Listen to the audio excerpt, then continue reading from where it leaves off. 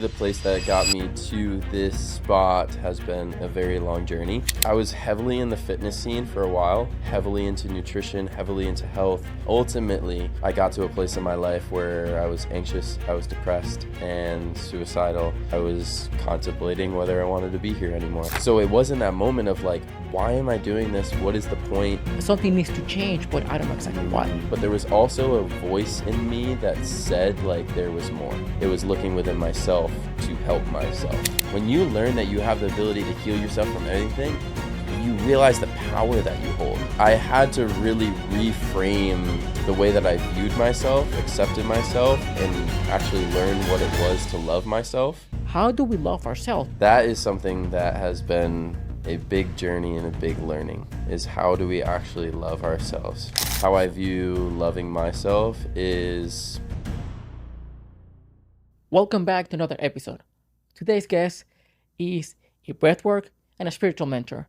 This guy has helped dozens of people transform their bodies and mind by guiding them towards finding the true self and healing those traumas they hold them back.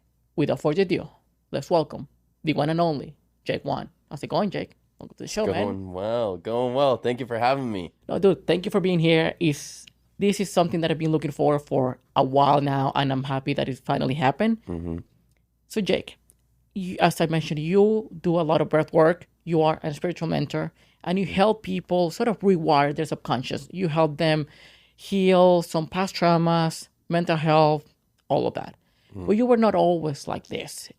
You had your own journey that brought you to this very point. Would you mind sharing that story? Yeah, absolutely. Good question. The place that got me to this spot has been a very long journey. Growing up, I was an athlete, and that was my entire life growing up. My whole entire life was focused around being an athlete, and from the time I was 3 years old, my focus was football. And I grew up in a football family. My dad plays football. My grandpa plays football in college. So by the time I was 3, I was like in a helmet, shoulder pads, doing all that. And that's what my life was dedicated on from 3 years old until the time I was 22. So I played all throughout those years, and training, injuries, concussions, like all those things happened throughout that time. That was what I dedicated myself to until I was 22. And then when I was 22, football kind of ended. And I became a strength and conditioning coach. I did that right after college ended. I did a 6-month internship where I was a strength and conditioning coach under the guy that coached me for football, was my trainer. And I did that out of school, and then went through some really difficult times with a relationship. And that boss turned out to be a pretty manipulative boss and put me in some really hard situations in my life that I wasn't yet ready for. And from that, I quit that job, and I went and I traveled. I went to California. I did about a 3-week stint in grad school at Boston University and dropped out of there because it was not for me. Went and traveled, ultimately ended up here in Austin, Texas.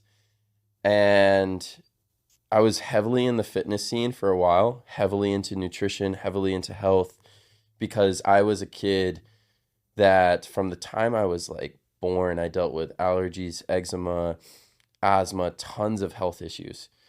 My body did not want to be here. And so I had to really overcome that and heal from that. So that got me into nutrition, that got me into health, learning how to heal myself on the nutrition and health level, kind of like what the collective thinks about health as.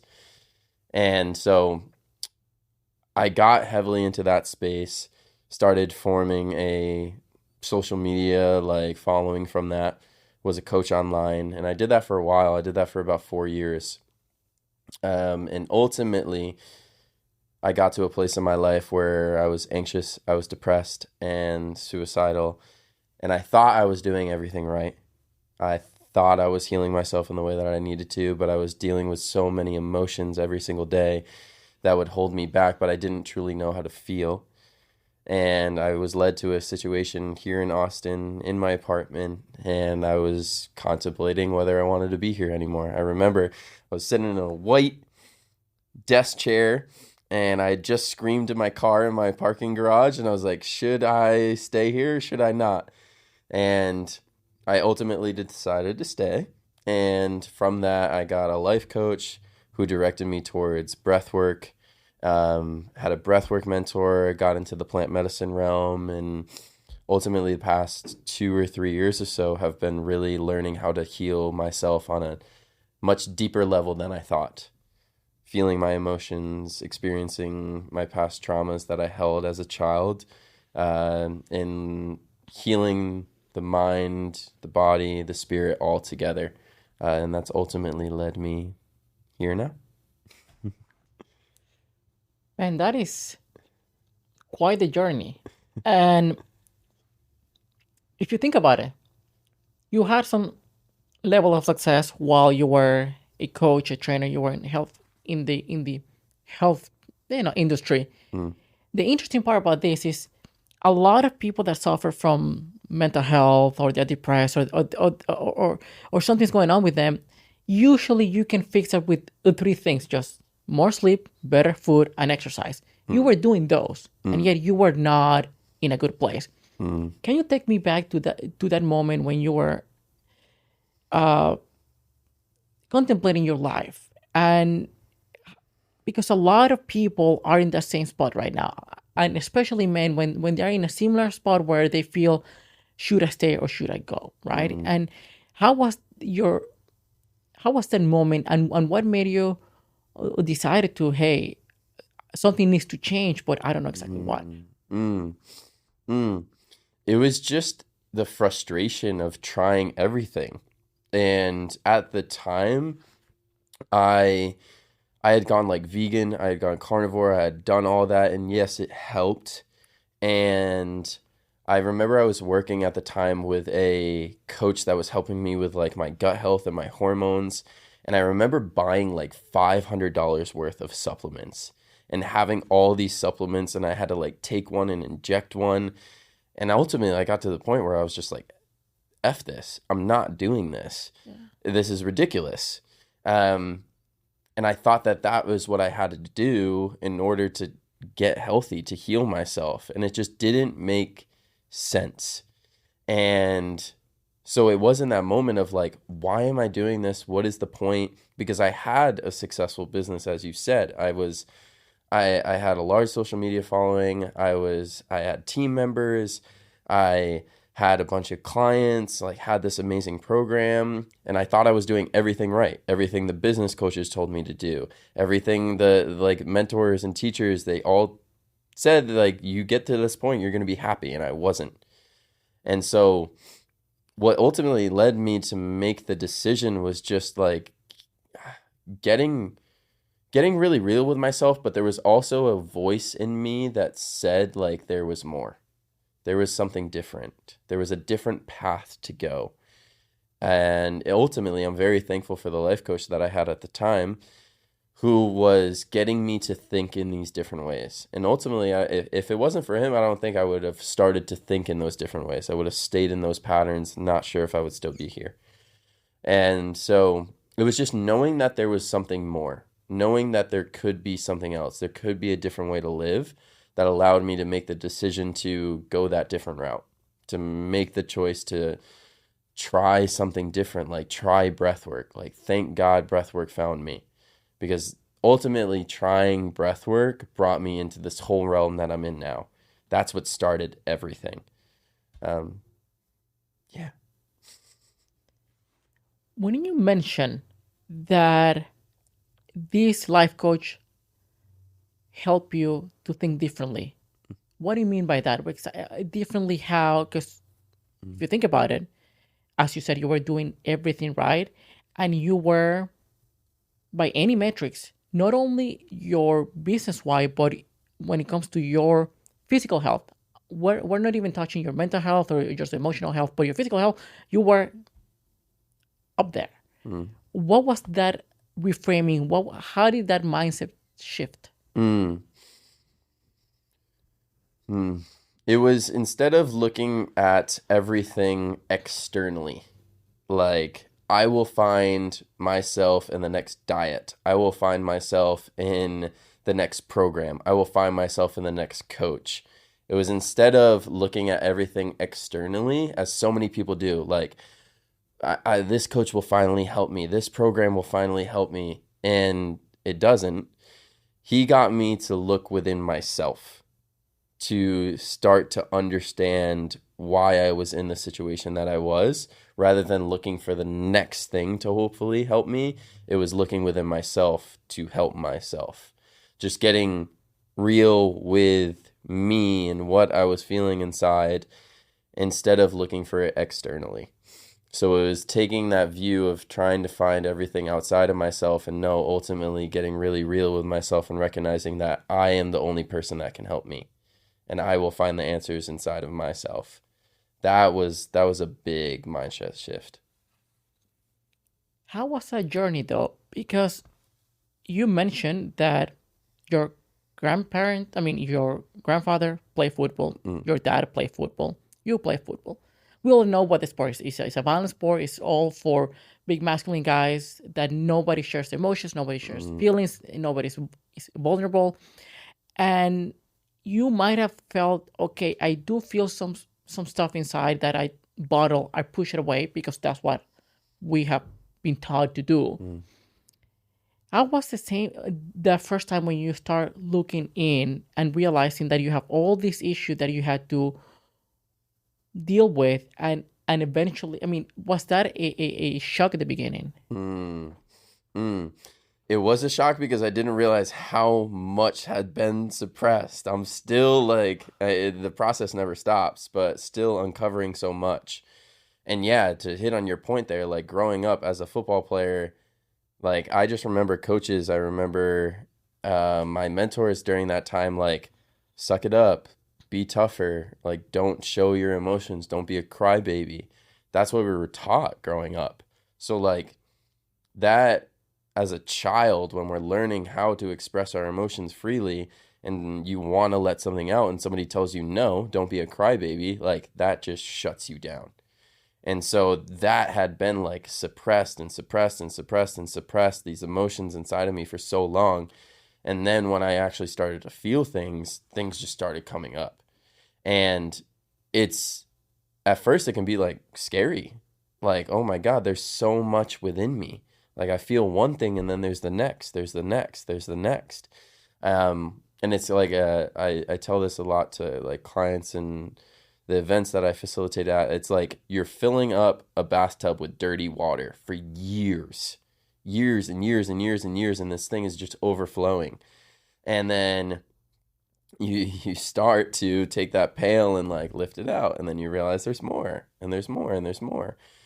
And so that was I had to really reframe the way that I viewed myself, accepted myself, and actually learn what it was to love myself and learn to overcome being afraid, showing myself and showing my emotions. Because for so long, if I did show my emotions, I was viewed as weak, especially as men. When we show our emotions, we're viewed as weak. And no one wants to be weak because then we're not this strong masculine presence. And so we have that entrained into our way of thinking. And that's what it was for me. And so it was reframing and learning that no, actually being a masculine man means that I can show myself and be vulnerable. The vulnerability is actually my strength.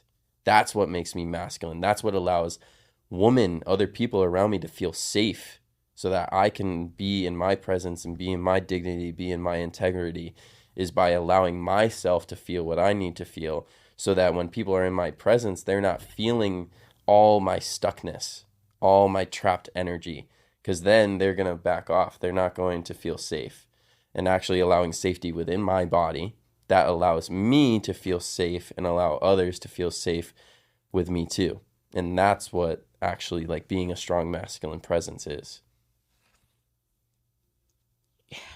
You said about other people feeling safe around you because you don't have to repress anything Mm. your emotions or your feelings and all of that. And it took me back to a point, even in my life, that I feel that a lot of people never saw me as a threat. I wasn't going to do anything bad to them. They sort of felt safe with me, but they couldn't connect with me because I was repressing all these emotions, and they would face a glass wall to some extent emotionally that I could only looking back, I can see why I couldn't connect with people from a friendship standpoint. I would say, well, why is it so hard for me to make friends? Is I'm trying to be nice, and then when I realized that I was the way that I was brought up, that not showing my emotions, and when I did, even in school, because also I went to all boys school, so go figure. Mm.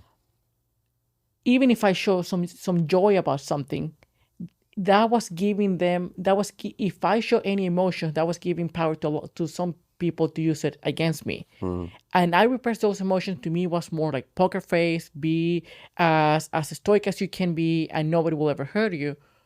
But then people would never be able to connect with me. And it's been years me trying to undo all of that sort of damage to some extent. So I can definitely understand that point where you need to just feel and be okay with your emotions and loving yourself, which is where my next question goes. How do we love ourselves? Because yeah, you mentioned that for men it's hard because we repress our emotions, but you have a lot of women out there that are more vocal with their own group, with their moms and sisters and girlfriends, and yet very few people truly love themselves. Mm. Whew. Good question. How do we love ourselves? That is something that has been a big journey and a big learning, is how do we actually love ourselves? For me, how I view loving myself is the full acceptance of where I'm at right now. Every single part of me. Every part of me, my hair, my face, my legs, my arms, like everything is just fully accepting myself here right now and placing no judgment upon myself. Everything that has led me up until this point has been for me, has been happening for me, and placing no judgment upon that. How I've shown up, the person that I am, it's just full acceptance of myself here and right now. Full acceptance of my emotions, of what I'm feeling. And that is really an act of self-love, is like having your heart be open, not only for others, but for yourself too. Like if I am feeling anger, if I'm feeling shame, thank you. I get to feel that. Thank you for showing up for me. If I am feeling joy and happiness, like beautiful, I get to feel that fully. We are emotional beings. And when we allow ourselves to feel our emotions fully, that is when we have full acceptance of ourselves and we give our body the love. That's when our heart opens. That's when our like inner child, which stays in our heart, is like, thank you. And so it's loving all the parts of yourself and also the inner child within yourself. That's like, hey, accept me fully. Let me feel, let me express, let me be myself. And when you allow that part of you to open, your heart opens, and that's when you have a viewpoint of yourself that is like, I accept me and every single part of myself fully, and I love myself fully for who I am.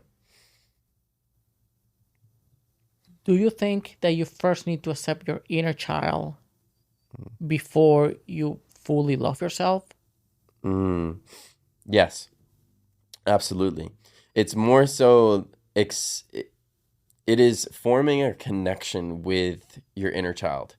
So I was even in a conversation with a client today and a friend, and what we had to recognize was that what was showing up in her life in this moment, the anxiety, the stress that she was feeling, the feeling of suppressing herself, of like being contained, shows up in her life right now. And it's the same exact feelings and emotions that she would have as a child. So when we are growing up, like 1 to 7, that's when our subconscious mind forms. And then 7 to 14, that's when we start to understand our emotions and our expressions. And so what we experienced during those times formed our whole viewpoint of this world, of this reality. What is okay? What isn't? What can I say? What can I not? And then that leads into our adulthood. So by accepting that inner child within you and really forming a relationship with them, this is a lot of work that I do with people, is like bringing your inner child forward, seeing them, seeing their face, seeing what they're feeling. And when you're able to accept them, it's really accepting them, which allows you to accept yourself, because they're with you. They're with you. They're right here. Like you're triggered in a situation, probably comes from when you were a child. You're feeling anxious in a situation, it's probably the part of you that didn't feel fully seen, fully worthy when you were a child. So when you're able to bring them forward and ask them, what are you needing? What is it that you've been suppressed? What is here? And when you can allow them the safety to start feeling, that's when you'll ultimately allow the safety within yourself to start feeling and expressing your emotions too. So yes, it is like the acceptance of that inner child leads to acceptance within yourself. And then what would be the difference between accepting your inner child and healing your subconscious? Because that is something similar that has happened to me. When you said that when we experience something today, it can be something that happened years and years ago, and we have the same response. Yes, because our nervous system doesn't have any time. So even what we experienced 20 years ago, if our body feels that we're going to be in a similar situation, then it has the response from 20 years ago, right? And we have the same response. We don't attach that to a specific event back then because we don't remember. We just have that feeling. And that is something that I've realized, and I've talked to my therapist about. It's like, it's so frustrating because you know that there's nothing scary out there, that even worst case scenario is not that bad. And yet my anxiety goes through the roof and my nervous system just goes off, and it's hard for us to control it. Do you have to accept your inner child? Because I think I've been doing a lot of self-work and trying to understand where all this came from, to see, well, if I sort of understand the source, maybe I can heal it. And I know a lot of bullying, a lot of being ignored, and not being able to fit in, all of these things that many people go through. And yet I feel that, do I need to accept this person first, or do I need to heal my nervous system or my subconscious? But then how do you do both at the same time, or you have to do it separately? No, you don't have to do it separately. You can do it at the same time, because our subconscious is really formed during our childhood. So our inner child is our subconscious. So when we are able to heal the inner child and allow them to express what they have held in through yourself now, you are healing the subconscious as well. So it doesn't have to be like, I got to heal my inner child and then my subconscious. Really, when you allow yourself to get into unordinary states of consciousness through breath work, or if you want to experience plant medicine or even meditation, like you are able to bring yourself out of the conscious mind into the subconscious, which is where the inner child is, which is where your nervous system is. And so you're able to do healing of all of that, the inner child, the nervous system, the subconscious. It's all in one place. And so you don't have to do it separately. It's just really allowing yourself the space and the safety to get out of the conscious thinking mind and go into the subconscious, go into your nervous system, go into the body, which is where all of this has been held. And you're able to do massive amounts of healing when you're able to get into that space. Because you cannot heal by thinking your way through it, right? No. Yeah, I learned the hard way. I mean, still every now and then I'm stubborn. It's like, I should be able to do it, and then it's like, no, it's not. It's not happening. You mentioned that between the age of 7 and 14, we create our stories and we understand their emotions and all of that. And I do agree that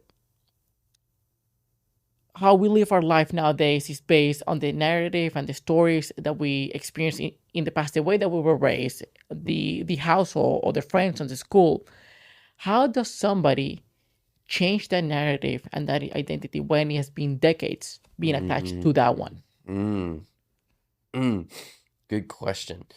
It when you've been attached to that way of living for a long time, it's really hard.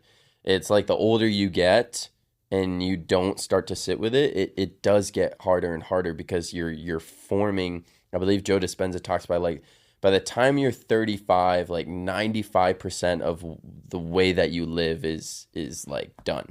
Like Wow. it's done. But that's not to say like you can reverse it. You can make massive amounts of change. It doesn't have to take all the years that it took to get there to get into a different place. Like you can make these changes. It's just it's really making the decision for yourself.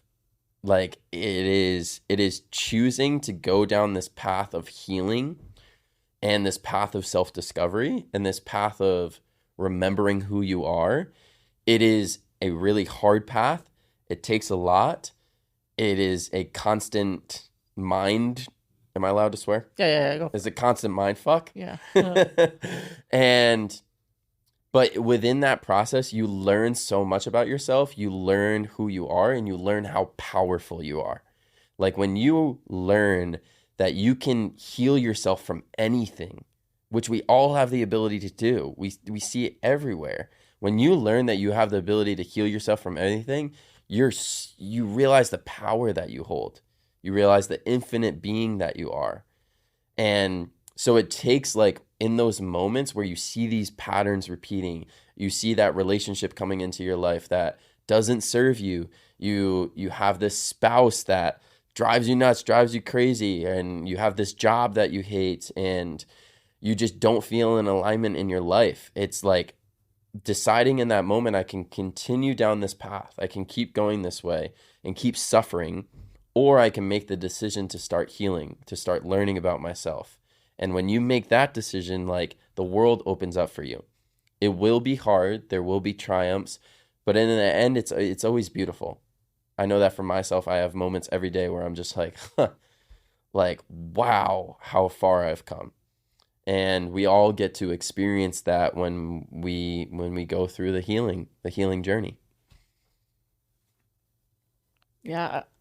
I wanted to ask you that because I have people in my life that are older, they're in their 40s or 50s or even 60s, that I see so much trauma and pain, insecurities, fears and self doubts that I don't know if they're aware of that they're experiencing that. They're just being white knuckling through their entire life.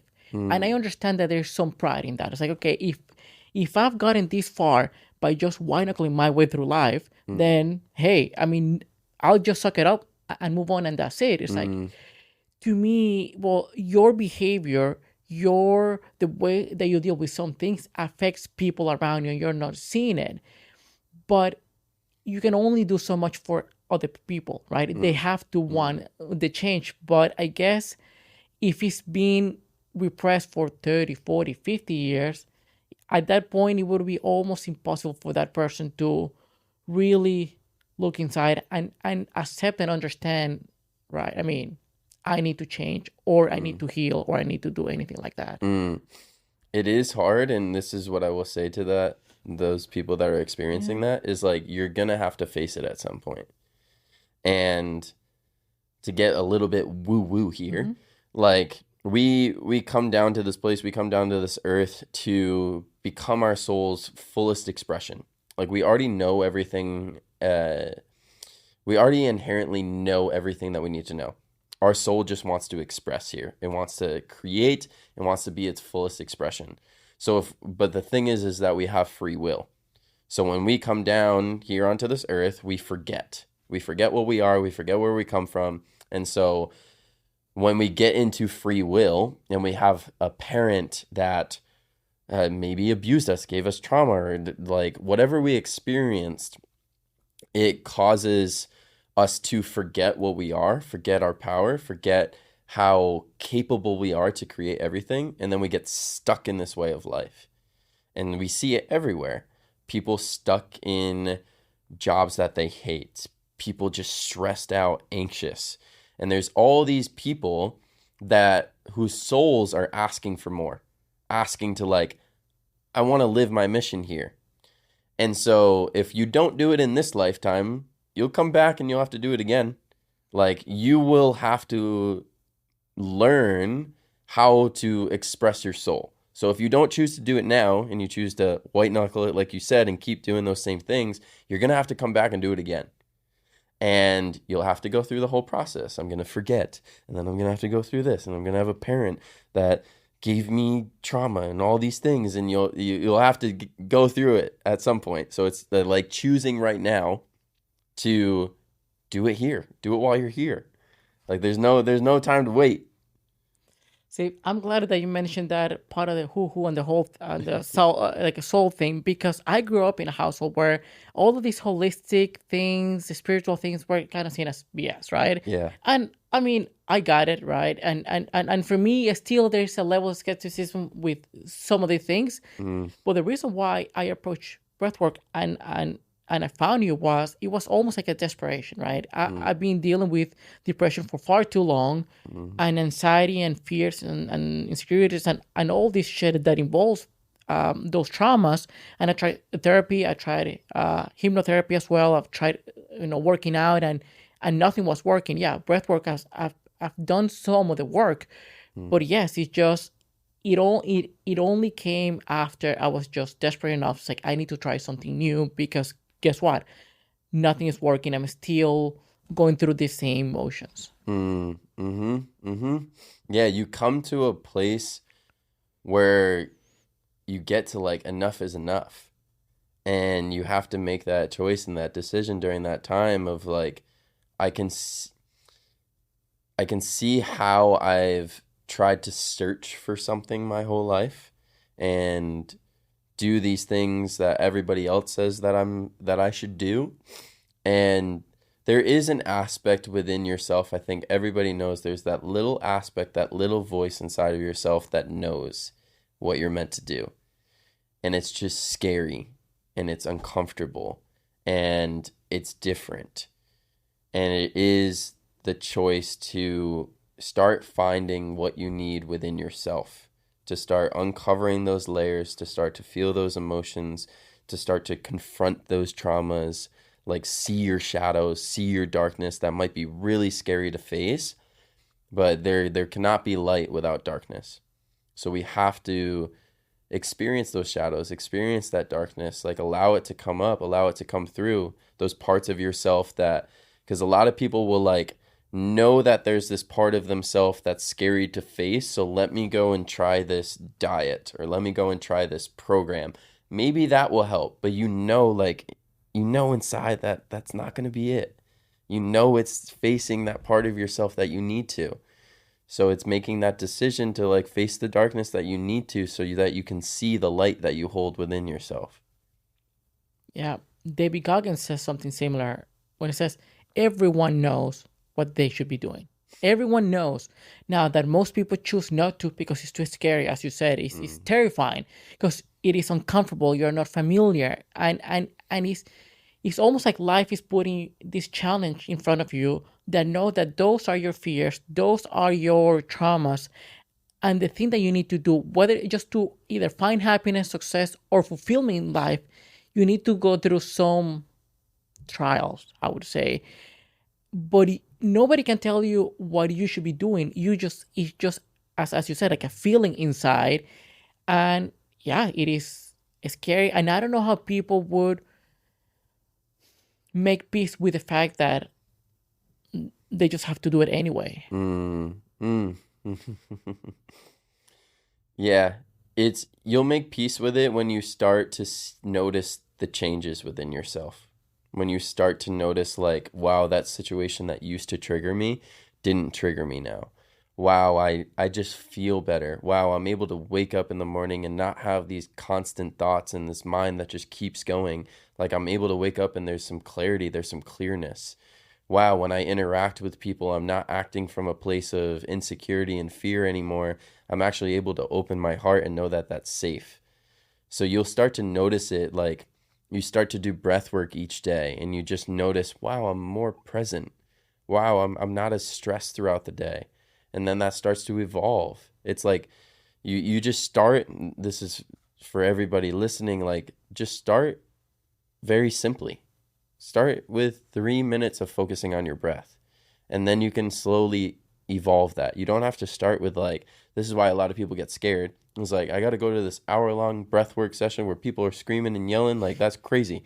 No, just start with like 3 minutes in the morning. And then you can evolve that, and you can go to 5, you can go to 10, you can go to 15, and you can slowly increase that. And you give yourself more and more permission. You notice the changes.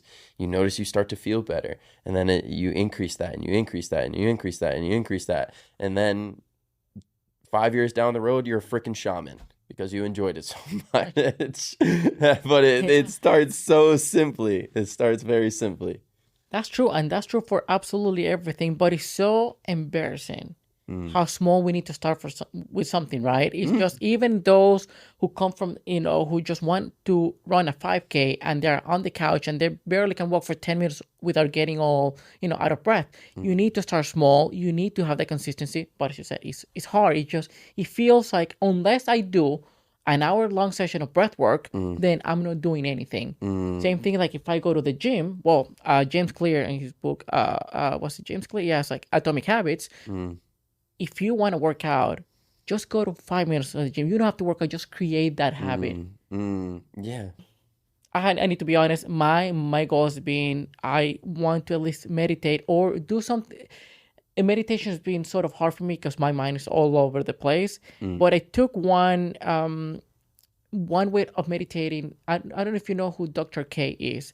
He's a YouTuber. He has a channel called Healthy Gamer. He's faculty at Harvard. He helps a lot of gamers and all that. On one of the podcasts, he said one thing that you can do just to meditate to some extent is if you sit still, not moving an inch of your body and just focus on your breath for 10-15 minutes. After 5 minutes, your body will you'll start having itches all over your body because your body wants to move. It makes it extremely uncomfortable, but that will help you to face uncomfortable situations because it's almost like a game. You're against your body. Are you gonna make it to the 15-20 minutes or are you gonna move your body because your body's asking to? Yes. Yeah. It's good to challenge yourself with that and like notice where your thoughts and everything goes within that. And yeah, to like hit on your point with starting with like exercise. It's the same thing with doing your healing work and becoming who you truly are is start very simply. Like there's no need for any judgment upon yourself. There's no need for comparison. Like everybody starts somewhere. Like I started with just doing 3 minutes of breath work and then it evolved. So being nice and kind to yourself where you're at currently and accepting that and noticing that this is a journey. And when you let go of the constraints of time and comparison, it's like just honor yourself where you're at right now. Just start with those 3 minutes. Do that. And that's beautiful. Like if you get that, like congratulate yourself. That is a huge win. And then you can just build on top of that. Yeah, stack your wins regardless how small they are. I'm trying to do that on a daily basis. But I'm glad you touched the comparison and the judgment point. I feel that nowadays one of the main causes of, call it mental health issues or people not being happy or anything like that, has to do with our ego, right? We care so much about what other people think about us, how we look, how much money we have, what's our status, what's our success, and all of that. And even I suffer from here. A lot of those things, a lot of those fears I have come from the ego, so how I'm going to be perceived by other people. And even though I know that nobody cares and everyone has their own, everyone is thinking about themselves, it's just hard to come to, it's hard to you can rationally think about it, but then it's hard to feel that way. And I understand that Eastern medicine has ways for you to somewhat dissolve your ego. You won't be able to fully dissolve your ego. Nobody will ever be able to do that. Do you know any practices that can help people to somewhat dissolve their ego? The first thing I will say is that your ego does not have to be your enemy. You can learn to have your ego be your friend because your ego keeps you safe. and that's why we have it. The ego is like kind of sometimes like that scared child within you that's like, whoa, I don't know about that, and no, that's not okay. But our ego is also formed by the people that have been around us our whole life and their viewpoints, and so our ego can hold us back, and it's developing. We don't have to answer that, we don't have to dissolve the ego, we just have to change our relationship with it. Rather than something that is constantly holding us back, constantly putting us in fear, we can learn how it comes up in certain situations and retrain it. Like, for instance, with plant medicine for me has been a really huge teacher of this, of what really allows us to let go of the ego's constraints on us is full surrender, more so within like connecting with our higher self and our soul. When we can connect with our higher self and let that guide us, the ego, rather than the ego controlling our whole entire life, and we make decisions from past behaviors, past traumas, past experiences, that's where the ego resides. That's where you make those decisions from. Instead, like, well, this is what plant medicine has really taught me, is that we can hear the ego and what it wants, and it wants to keep you safe and wants to freak out. Like, no, don't do that scary thing. That's not okay. We're gonna get hurt. There's gonna be something that happens. And then there's that like little voice, that little knowing inside of you that's like, no, this is gonna be okay. You're gonna be fine. It's like following that and surrendering into that allows the ego to get quieter. It allows the ego to dissolve in a way. Like, it will get quieter and quieter and quieter, and then you're able to recognize where it comes in. And at some points, like, it will help you. Like, if you're really not supposed to do something, it will come in and be like, no, that's not all right. But it is there to keep us safe, but it, for many of us, for 99% of us, it keeps us too safe, and we allow it to run our entire lives. Like, honor your ego, thank it for being there, but ultimately lead with your intuition, your heart, your soul. Let that guide you. And as you let that guide you more, that will have the ego suppress a little bit. It will have it ease. And how do we make that voice louder? That voice that said, you know what, it's okay, keep going. It's just it's really making decisions that feel good to you in the moment and continuously doing that. Because when we do that, we can either make a decision. So your intuition, your heart, speaks to you in one sentence or less, always in a positive manner.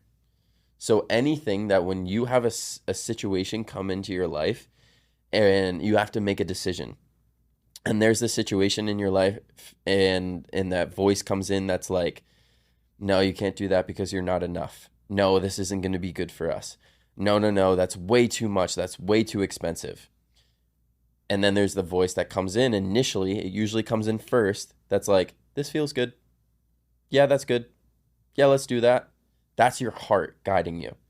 When you continuously make decisions from that place, that will strengthen your intuition. That will strengthen your heart being open. And you'll be able to make decisions moving forward from your intuition rather than from your ego. So it's almost like connecting what we were just saying a few minutes ago of that you really know what you're supposed to be doing. So that knowledge that you feel inside is like, I should be doing this. And I'm scared. The scary part comes from the ego, and that I know that I should be doing this comes from your intuition, comes from your heart. Yes. We have to really allow ourselves to let go of all the constraints and all the criteria that we've lived by our entire life. Like, we live in a society where there's so much scarcity, there's so much fear, and that runs us. And we have to allow ourselves to like completely think about this world in a different way. You have access to everything. All the abundance, all the love, everything that you could possibly want is accessible to you when you choose to make the decisions to go after it. Like, in a situation where you want to invest into something and it's like, no, I can't afford that. Absolutely not. And we think in that moment that the only way that I'm going to be able to afford this is like from the money that I make from my job. And we don't open up ourselves to, if I make that decision when there's that little voice inside of me that's like, go after this. We don't open up ourselves to, what if there's somebody on the street tomorrow? This might sound crazy, but what if there's somebody on the street tomorrow that's just like giving out $10,000 because they have too much money? Or a family member that has a lot of money just suddenly gives it to you. Or you get a raise in your job. Like, when we make the decisions from our heart, we open up the love and abundance that this world has to offer, the universe has to offer, God has to offer, and we open up ourselves to that. If we live from our ego and live from this place of fear, then we never get to access that. We never get to see that. And then, like, money doesn't grow on trees, and the world is a bad place, and we get caught up in politics and all these things. It's just a low vibration, living from ego, living from fear. And we don't give ourselves access to the abundance that the world has to offer. And when we get access to that, when we make decisions from our heart space, which might not make sense in the moment, but it will in the long term. But I guess for that, you need to trust yourself. And and an argument could be made. It's like, trusting myself is what got me into this mess to begin with. So why would I trust myself? Or how do I trust myself for those things that you say that, yes, I mean, you don't know exactly what is going to be or what is going to happen tomorrow. As you said, a crazy person can give you like $10,000 or just a family member or whatever the case, whether it's just something with money or with relations or connections or whatever the case may be. But you need to trust that instinct. And many people have suppressed that instinct for so long. How do you start trusting yourself? I'm not sure if it's trusting yourself as it is trusting in, this is not in a religious way, trusting in faith. Okay. Like having faith that there is something bigger than you guiding you at all moments. Like every person experiences these aspects in their life where there's like a synchronicity or something that just happens that's like a miracle. And that's all around us. We can have those moments at any time. And so it's trusting in faith. It's trusting in whether that's God, source, creator, universe, your higher self, whatever it is for you. Like trusting that there is something bigger than you guiding you. We might not fully understand it when we're in this human body, but there's always something bigger than us guiding us. And it's trusting in that. It's trusting in that to guide you. And as you trust in that, you'll have more trust within yourself to listen to where that's taking you. And that's ultimately how we find it, is like, it has to be this full surrender, full let go. The Surrender Experiment by Michael Singer is a great book. He just talks about how in his life, he just surrendered. And that's like faith and trust in something bigger than yourself, that you're being guided, as we all are, when we just choose to accept that. And as when we choose to accept that, we find more trust within ourselves to listen to that. Because we basically need, what you're saying, my understanding is like that we need to take the leap of faith and trust that things are going to, or that everything's going to fall into place. But also at the same time is our desire of having as much control as we can. And there's very little that we can control in our life. We can only control how we react to things, our actions. Anything else is just completely outside of control, and we cannot deal with uncertainty. It's just so hard. So what you're saying is almost going blindfolded. Blindfolded is like, okay, I have no idea how this is going to turn out. I'm just going to go for it. But that's scary. Yeah. It's scary as shit. Of course it is. Because we have this ego of mind that's been trained this way the whole life. And like, it's like, And yes, it is like a full and complete surrender, a full letting go. And it is extremely hard. I know that for myself, it's been hard for so long. But the thing is, and like, this is the secret, you don't have control over anything. You only have control of like how you show up in the moment and the decision that you make in the moment. But ultimately, like, anything can happen. There are infinite possibilities. So we don't have control over anything. we try to control, and that's why it gives us so much stress and so much overwhelm, is because like when has a situation that you've tried to control ever turned out exactly how you want it to? Never. Like things never turn out exactly how we want them to. They turn out how they're meant to. And we often can't see how things are supposed to unravel and unfold, but we can have trust that they're all transpiring for us, because we ultimately don't have control over anything. So it is an aspect of complete surrender, complete letting go, and just a faith and a trust that we're being guided to where we're meant to go. That is a very interesting way of seeing it. That's a very interesting concept in my mind. But some I'm trying to think like a cynical person, right? I'm trying to put myself in their shoes Mm, and understanding, okay, I can sort of try to trust the process or the universe or God or the energy or the power or anything. mm, But that also means that you need to put the work. mm, That also means that, well, how do I know whether I'm doing the right thing or not? How mm, do I know that I'm not wasting my time? Because I'm sure that probably happened to you. I don't know, but mm, I would assume because I've experienced that in the past. When you went from your coaching on a freelance level business that you were having success and all that to mm, jump into a totally new area when you have to sort of almost build that business from scratch as well. mm, I'm sure that in your mind, or probably, am I doing the right thing? Am I doing the right thing of mm, walking away from this that I already know mm, to try something completely new? And what if I'm wrong?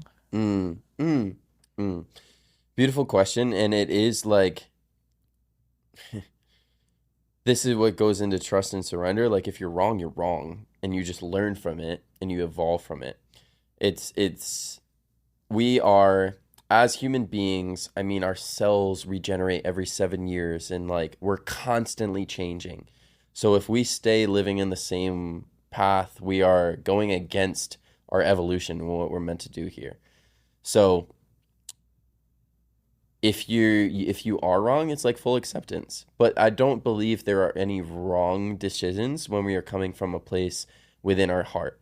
There's either something that is successful or a failure, and they're both beautiful, because we either learn or we're successful in it. And so learning is going to help you grow even further. So there's no wrong decision when you are leading from a place that feels good and you're leading with your intuition and leading from your heart. If you are in a situation where like you feel and you know that it's just not right for you and it doesn't feel good within yourself, then do what feels good. Go towards that. That's what's meant for you. And even if it isn't exactly as it is planned, there's an even better opportunity. There's even something better for you on the other side of that. And that's what I've learned in my life, is that what feels good in the moment and what comes to me, and it feels good in my heart, leading into that, it might not go in the exact way that I have planned within my mind right now, but there is something bigger that's leading me to an even greater thing on the other side of it. And that is where the trust and surrender and faith comes in. So there's no wrong decision when you come from a place within your heart. There's only successes, failures, and you learn from both of them. I like the way that you're sort of framing this because I could use that, and many people could use as a way of reframing this whole concept of am I wasting my time? Am I making a mistake? Because what you're saying is, yes, we all know you do something, you either succeed or you learn from it, failure. But what if that failure was necessary for you to learn a lesson that's going to take you to a much bigger place, better place, or whatever the case may be, that I needed to stay on this path regardless. I needed to have those painful moments, whether it's in a relationship, whether it's at work, whether it's in your personal life. You needed to go through that pain that taught you something that then you use it later on in life. That is going to be very uh, that is going to come handy in the Mm, future. I guess if you reframe it that way, mm, then you just say, well, I'm just going to do this. And if I fail, or yeah, if I don't have any kind of success, then that means whatever lesson I learned, I can apply it later on in life. When you accept that you are always being guided, always being led, then every failure is just another opportunity. It's an opportunity for more. Like, hell yes, you failed. Awesome. You get to learn from that, and you get to create something even better now. If we didn't fail, then we wouldn't know what success is. And that's the world that we live in. There's polarity to everything. In order for us to know what success feels like, we have to feel failure. In order to know what love feels like, we have to feel fear. And so we live in this world of polarity. So and within that, there's no right, there's no wrong, there's no good, there's no bad. There just is. And we have to learn throughout this experience of life the opposites of everything. And know that through that, as you experience both aspects, you're being led, you're being guided. And you get to experience the beauty of life in all of that. And it's like, if it's with everything, just if you can take the viewpoint that there is no bad, there is no good, like if you experience a really deep, dark emotion or a dark time, beautiful. It's helping you grow. And when you can live from that place, it's like, all right, cool. I get to go on this ride and experience things. It gets to be fun. Yeah, as you said, everything is. And we are the ones, our brains are put a concept to that, a meaning to that. So something good or something bad can happen, but that's what our brain sees, some either good or bad. But if you do it by factual, it's just an event. We are the ones who determine whether that is good or bad, or whether that serves us or not, or whether that makes us happy or sad. So I'm trying to understand what you are coming from, and my understanding is, whatever that happens, you are the one in charge of creating a story that will probably give you more like a peace of mind, because you are the one who say, hey, this, as you say, could be a failure, or it could be just a lesson that I needed to learn, period, and let's just keep going. Yeah, that is the viewpoint to have. Like, learn the lesson, move on, better opportunity. And this all comes from your healing journey and from feeling your emotions, feeling everything. Like, to put this all in a whole viewpoint for people to see, like, it starts with making that decision to start learning about yourself, doing that 3-minute breathwork practice, and then that gives you that viewpoint of everything that we're talking about. You're able to see it. You're able to feel it. You're able to have this experience where you start to understand it. It's like, oh, I can see how this relationship led to this interaction, which led to this project, which led to this thing, which led to this. Like, it's all happening for you. We just have to believe in it. Everything happens for a reason, apparently. Yes. Apparently so. Yeah. So, Jake, I've been having an awesome conversation with you. I've been enjoying it a lot. But as a closing question, what is the hardest thing that you ever done in your life? Ooh. The hardest thing, in taking a breath and feeling into that,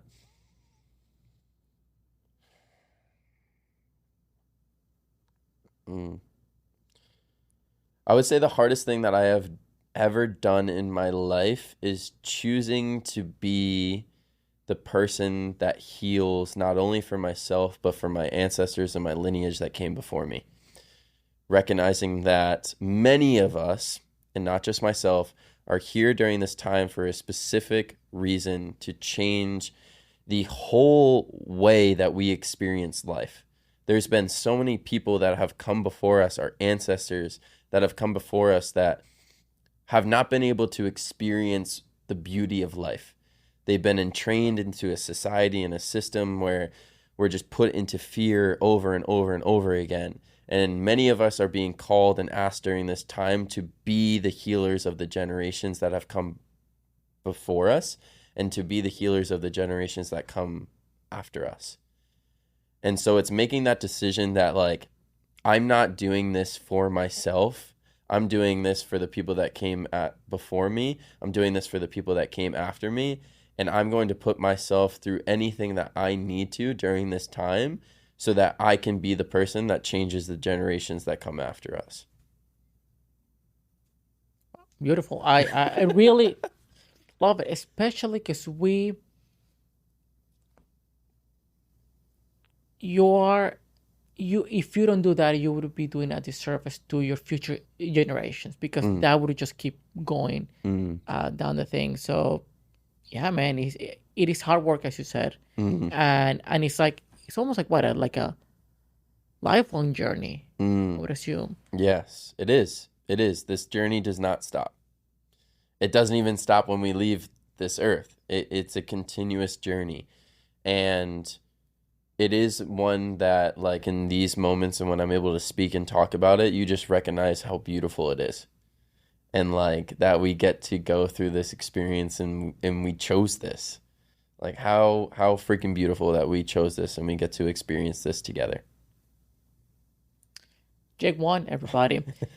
So, Jake, if people want, where can people find you if they want to Mm, work with you? I know that you do personal sessions in Austin, but you mm. also coach people all around the world. Yes. Yes. Yeah, I work with people all around the world. Instagram is my best place. It's Jake underscore WHAN. And I have a a community called Awaken Your Breath. I have events that are going on in a community being built called Awaken the Dream.